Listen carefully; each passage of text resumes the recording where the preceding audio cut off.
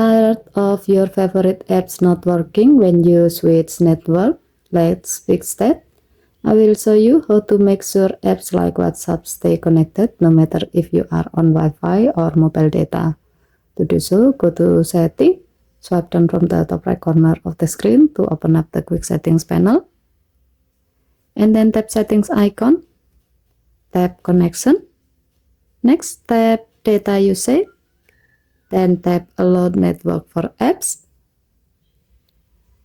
pick WhatsApp from the list,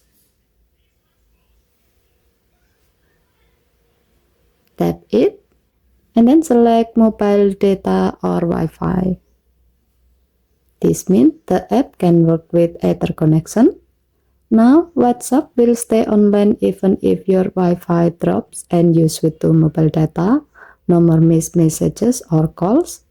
So given the function, it's perfect if you are often on the move or your Wi-Fi isn't stable.